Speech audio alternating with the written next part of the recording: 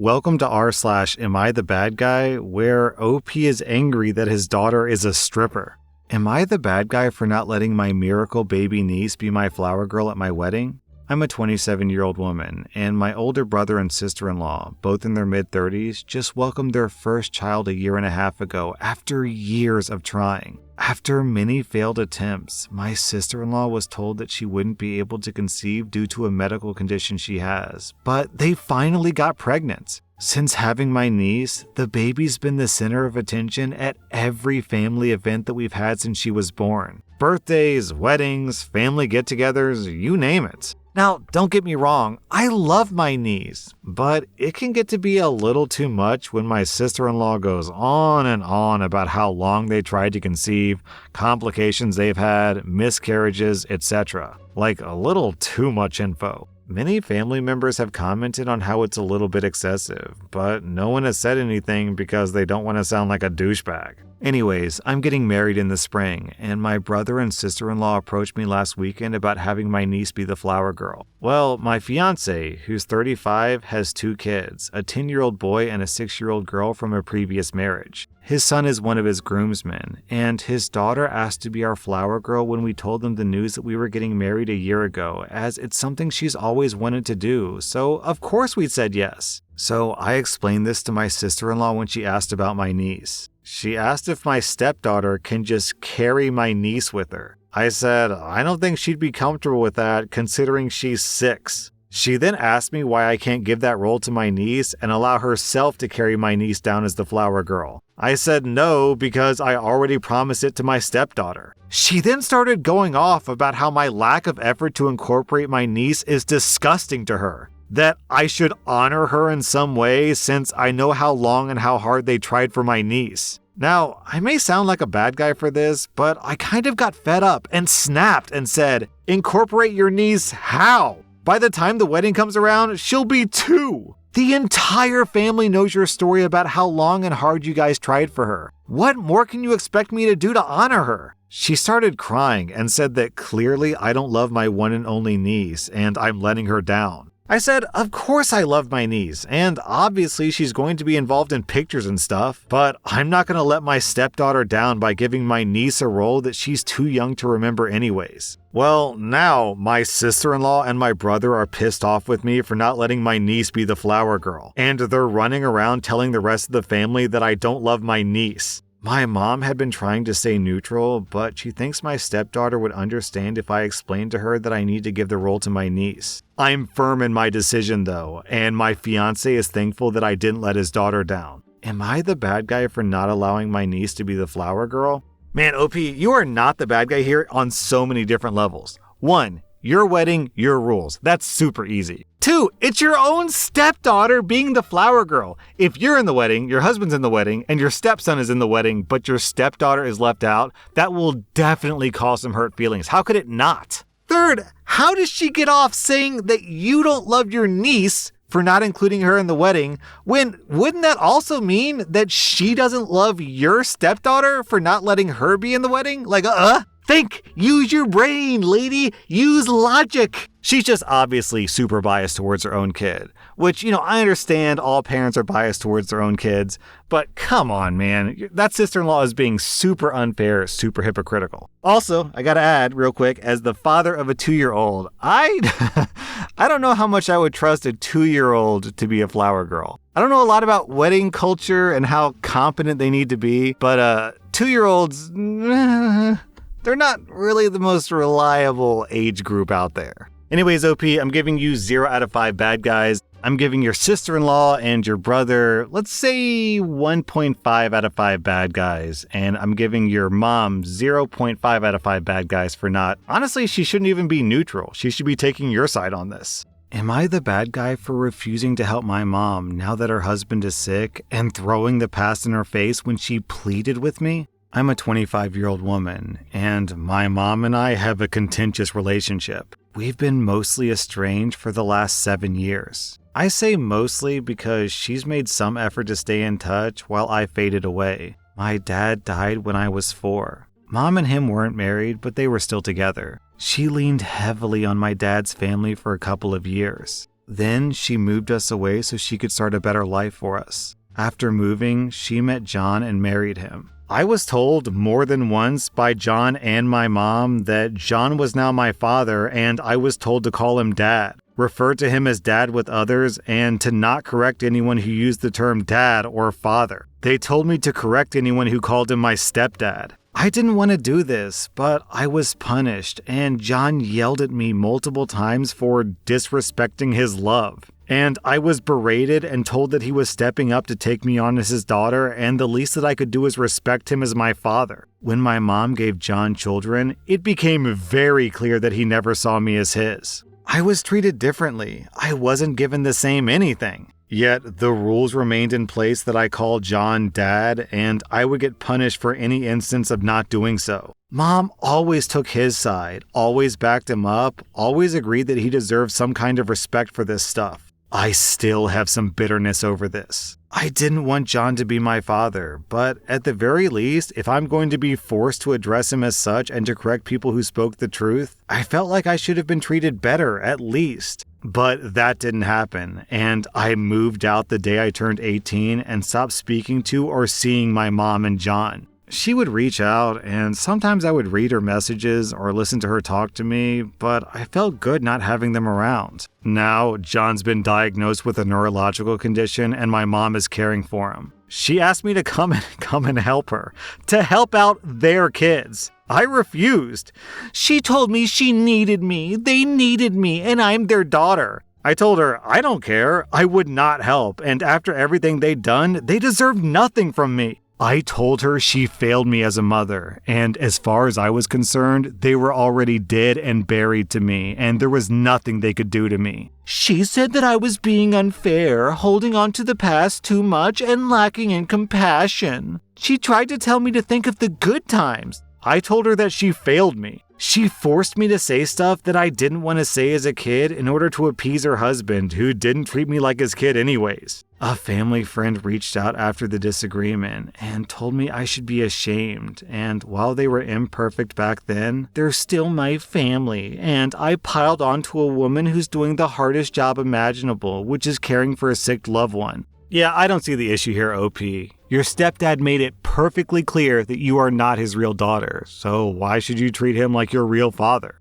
Not the bad guy. I'm giving you 0 out of 5 bad guys. I'm giving your parents 3.5 out of 5 bad guys. Calling them imperfect is a joke, more like abusive. Am I the bad guy for not punishing my 7-year-old daughter for her play relationships? My husband and I have a 7-year-old daughter together, Layla. A few months ago, Layla got a boyfriend, Lucas. They're both 7, so it's obviously not a real relationship. They just hold hands sometimes, and they drew each other hearts for Valentine's Day. This week, Layla was apparently holding hands with another boy, who also sent Layla a Valentine's Day love letter. And Lucas took offense to it. We found out because Lucas's parents called to tell us that Lucas won't be coming over to us this Saturday like it was originally planned because he's mad at Layla. My husband wants to punish Layla and wants me to have a talk with her about faithfulness? At first I thought he was joking, but no, he's serious. He says that Layla cheated on Lucas and I, as her mother, should do something about it. I told my husband that Layla is 7, not a cheater, and I won't treat her as such. He then accused me of raising a cheater and encouraged the bad behavior. Am I the bad guy for not wanting to punish Layla? I remember when I was, 7 or 8, I said that I was going to marry my teacher. Does that make me a reverse P word? Okay, I'm sharing that story just to point out how stupid this is because she's 7, man. It's not a real relationship. It's just 2 7-year-olds holding hands because they see other people hold hands, so they think, okay, I'll hold hands too. Punishing your daughter for this is silly. I will say, though, that this is like a good teaching opportunity where you can say, hey, Layla, so typically when people are in relationships, they have some sort of expectation of being faithful to one another. So when you held hands with another boy, that hurt Lucas's fault. Like, how would you feel if you saw Lucas walking around, hugging and holding hands with another 7-year-old girl? Would that make you feel good? Probably not. So, teachable moment, yes. Punishable moment, no. I'm giving everyone in this situation 0 out of 5 bad guys. Yes, even the husband. He's misguided. He's definitely wrong here, but I don't know if that actually crosses the threshold into being bad guy behavior. He's just wrong and he needs to be corrected. Also, I've got to add, the more I think about it, the weirder this is, because even if she was cheating, let's suppose that she were 16 and she had a 16-year-old boyfriend and she cheated with another 16-year-old, and that's really actually cheating. Is it really appropriate for parents to punish their kids for not having a romantic relationship the way they expect it to be? That feels weird to me. I don't think I like that either. So I'm not sure if it's appropriate at any age for Layla to be punished for cheating on her boyfriend. I can understand parents being disappointed, but to actually punish her? That feels weird. I don't know. This is a weird scenario that I've never considered before. If you're a parent, let me ask you guys, if you're a parent and you've got a 17-year-old kid and your 17-year-old kid cheats, do you punish your 17-year-old or do you just teach them about what's right and wrong? Do you ground them for cheating? I don't think you do. Am I the bad guy for calling the cops on my soon-to-be ex-mother-in-law? I'm a 27-year-old woman, and I split from my soon-to-be ex-husband, 27, 3 months ago on the day that our son was born. This is because I'm ginger, my husband is blonde, but our baby came out with dark hair. He freaked out in the delivery room, and his behavior got him kicked out of the hospital. I had to beg him to do a paternity test, and he finally agreed after a month, and it proved that I didn't cheat. We had been together since we were 13, so I was devastated, and all I wanted was to have him back. But I've come to my senses and decided that someone who believes that school-level Punnett squares are the end-all be-all of biological inheritance is not the type of person I want to be with. I was also treated like garbage by everyone except my older brother, Alex, while we were waiting for the results because they all thought that I cheated. It was a horrible experience, and as a result, I've lost many friends and family members. Since the results came back, my ex has been begging me to get back with him. I moved in with my brother Alex after we split up, and he comes almost every day to beg me to come back with him.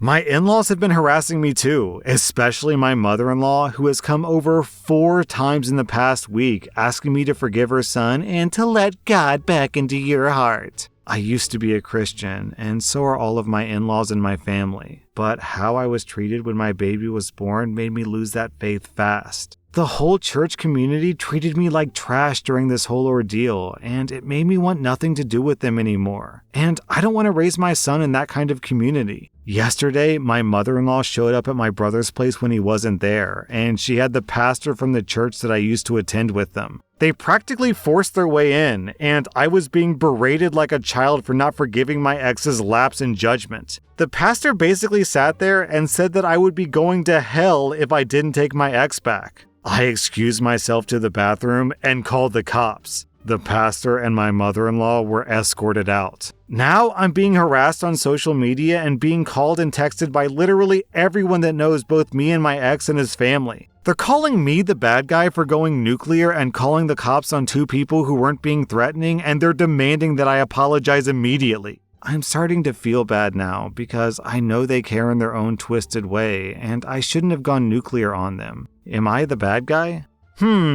What do you think the odds are that the mother-in-law and the pastor sat down and berated your ex-husband for your lapse in judgment when everyone thought that you cheated? You think they did that? I have a sneaking suspicion they didn't. OP, you get 0 out of 5 bad guys. Go live your life, girl. Everyone else in this story gets 2.5 out of 5 bad guys. Am I the bad guy for refusing to help my daughter with her car payment because she's a stripper? I'm a 47-year-old man and I have a 22-year-old daughter. She's in college and lives on campus. I agreed to help her make car payments since she was in school. I was recently informed by a young man I work with that my daughter strips at a club about 40 minutes away. I confronted her about this, and she said that she didn't plan to do it after she graduated and she just needed some money. I told her to work at McDonald's then, not use her body. We got into an argument, and I asked her to quit stripping and get a decent job. She refused and said that stripping was easy money, so basically I said there was no need for me to pay for her car payment anymore since she was making money so easily. She got upset and said that wasn't fair and that she doesn't make enough money for that. I told her to figure it out.